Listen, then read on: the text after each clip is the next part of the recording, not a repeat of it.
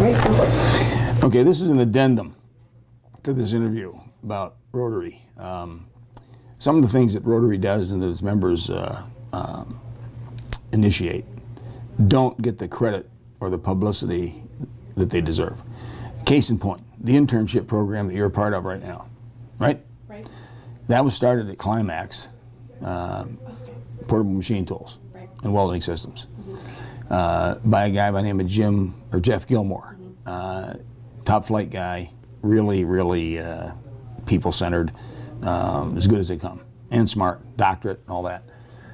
He got the idea that they should give back to the community by creating this internship program, and they hired and paid 17, 19, 20, something like that every year, kids, every year.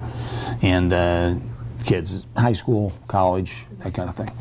And the idea was to give them real world exposure, business, dealing with people, etc.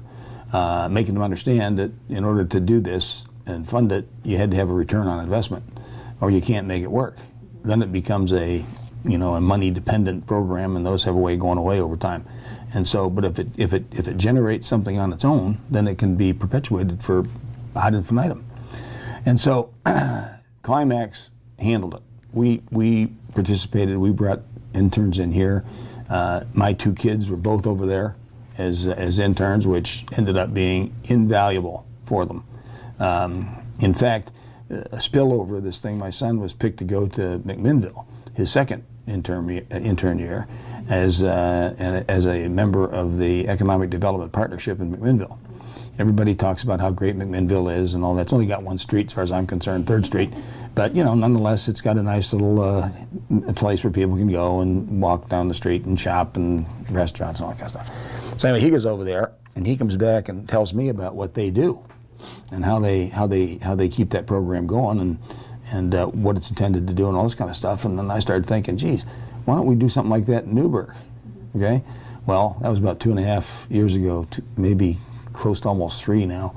And that became the genesis of the Chamber of Commerce, Shannon Valley Chamber of Commerce task force on economic development for Newburgh, which I happen to chair. Okay? That has now evolved into a full-blown partnership with the city, mapped out strategy. Everybody, the major members of the community have been talked to and are lining up behind us on this deal. We hired a consultant firm to raise public awareness of what Newburgh has to offer, a public relations initiative. We've been part of the new city manager. You're probably aware of what went on with the last one. But we got involved with the interview of this thing, and as well as the interviewing of the consultant firm to move that forward. I'm on the committee now for the Newburgh Tourism Council to try to improve tourism here, which is all part of this raising the profile of Newburgh. And so that internship had a lot of ripple effects through the community. And it never got the attention it should have. I don't even think the Newburgh Graphic got on it, but that's not unusual. The Oregonian should have been out here talking to Jeff about it. And they never did. And so that's just something that came out of Rotary that most people don't know about and should. They really should, because it's going on today, as you're a testimony to. So, and we have another intern in here again this year. Yeah. So I mean, and it's good, and they pay for themselves. It's not like it's a charitable contribution. It's probably the best. It's probably the best, or at minimum, one of the best ways for money to be spent that ends up doing a lot of good downstream in many different ways.